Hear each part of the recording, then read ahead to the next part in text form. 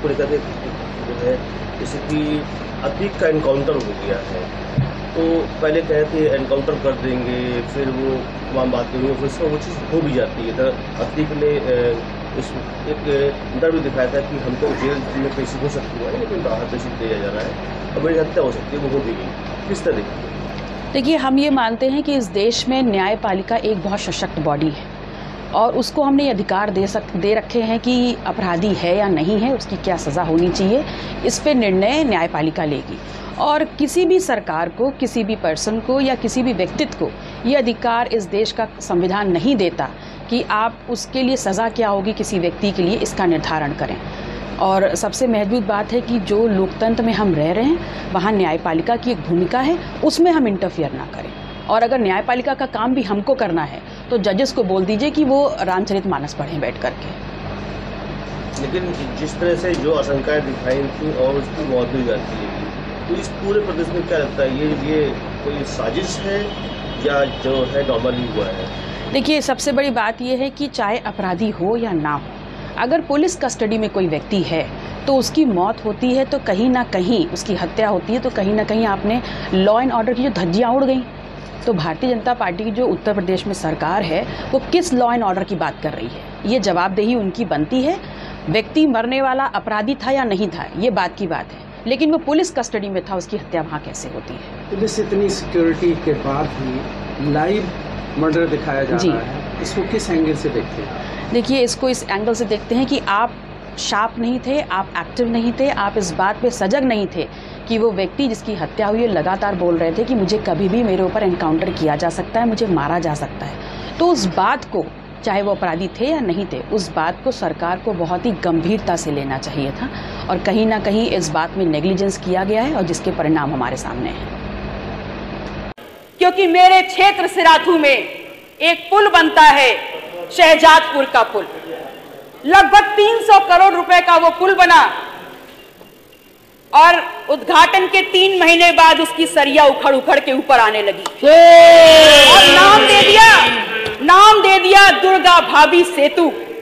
एक ऐसा महिला का नाम दिया जिन्होंने अपने गौरवशाली योगदान की वजह से इतिहास में अपना नाम दर्ज किया और वो उनके नाम पे होने के बावजूद 300 करोड़ का पुल 3 महीने भी नहीं चल पाया। अगर नाम देना था तो मेहुल चौकसी का दे देते, नीरव मोदी का दे देते, गौतम अडानी का दे देते, दुर्गा भाभी का क्यों दिया? अगर दुर्गा भाभी का दिया था तो कम से कम उसकी क्वालिटी, उसकी गुणवत्ता तो इतनी मेंटेन कर लेते कि कम से कम उतने साल तो वो चल जाता जितना पुराना इतिहास दुर्गा भाभी का है। आज जनपद कौशाम्बी में कौशाम्बी महोत्सव का एक बड़ा कार्यक्रम है जिसमें देश के माननीय गृह मंत्री जी और प्रदेश के माननीय मुख्यमंत्री जी शिरकत कर रहे उपस्थित होंगे। और क्योंकि ये मेरे विधानसभा क्षेत्र में कार्यक्रम है तो ये मेरा दायित्व है और मेरे लिए गौरव का विषय है कि मैं उनके स्वागत में रहूं और उस कार्यक्रम में शिरकत करूं। लेकिन लॉ एंड ऑर्डर या परमिशन जैसी चीजों का हवाला देकर के मुझे यहाँ रोका गया है, जो कि मुझे लगता है न्याय संगत नहीं है। जिस सरकार द्वारा प्रस्तुत बजट पत्र में जिस तरह धन का आवंटन किया गया है वह अत्यंत विस्मय और संदेह उत्पन्न करता है। जहां एक ओर सरकारी एवं निजी ऑल इन टोटल लगभग 8,500 MBBS की वार्षिक सीटों को अपनी उपलब्धि बता रही है, जबकि राज्य में वास्तविकता में 25 करोड़ की आबादी वाले इस राज्य में अनुपातिक रूप में मात्र 8,500 MBBS की वार्षिक सीट्स ना ही सिर्फ असफलता है बल्कि शर्मनाक भी है। NRHM national rural health mission, राष्ट्रीय ग्रामीण स्वास्थ्य मिशन की बात कही गई है। माननीय अधिष्ठाता महोदय, आपके माध्यम से समूचे सदन का ध्यान इस ओर आकृष्ट कराना चाहती हूं कि ये वही NRHM है जिसके नाम से सुश्री मायावती जी के कार्यकाल में हजारों करोड़ रुपया खा लिए गए थे। इस तरह बजट पत्र में वर्णित प्रधानमंत्री आत्मनिर्भर स्वस्थ भारत, प्रधानमंत्री Ayushman Bharat health infrastructure mission योजना आदि के नाम पर कुल मिलाकर लगभग 17,000 करोड़ के रुपए की आवंटन की बात की गई है। वर्तमान सरकार के समूचे कार्यकाल में स्वास्थ्य और चिकित्सा शिक्षा के नाम पर घोषित, आवंटित और खर्च की गई राशि का अगर हिसाब लगाया जाए तो वह लगभग 1,50,000 करोड़ होती है। और जिस गरीब और आम जनता के नाम पर यह पैसा खर्च किया जा रहा है, उसकी हालत जस की तस बनी हुई है। अगर हम आदर्श पैमानों की बात करें तो प्रत्येक 3,000 नागरिकों के लिए एक डॉक्टर, मैं अपने सहयोगी स्टाफ नियुक्त होने चाहिए। विधायक जी, आज आपको हाउस अरेस्ट किया गया था क्योंकि आज कौशाम्बी महोत्सव का कार्यक्रम था और शुभारंभ था। उसमें अमित शाह और मुख्यमंत्री आए थे और दोनों डिप्टी सीएम थे। आपको अरेस्ट किया गया है, क्यों?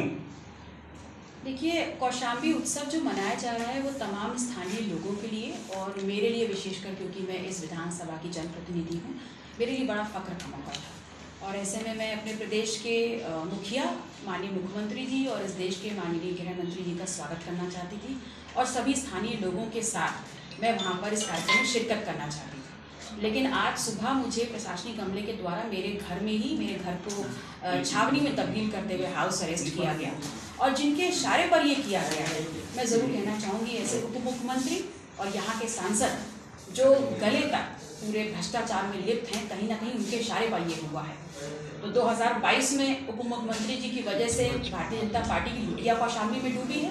अब 2024 का भी हश्र देंगे। में जिम्मेदारी किसकी थी? महंगाई न बढ़े, अनाज महंगा। अभी उत्तर प्रदेश में गेहूं खरीदा गया, पूरा का पूरा प्राइवेट कंपनियों ने खरीद लिया। जब आप शहर के लोग आटा खरीदने जाएंगे तो सोचिए, किसान को तो मुनाफा नहीं मिला। जिसने गेहूं खरीदा और जिसका पैक होकर के आटा आएगा, असली मुनाफा उसके हाथ में जा रहा है।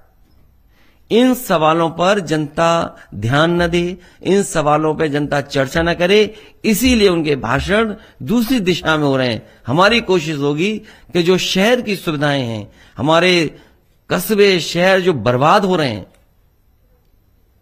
उस तरफ ध्यान देना है। और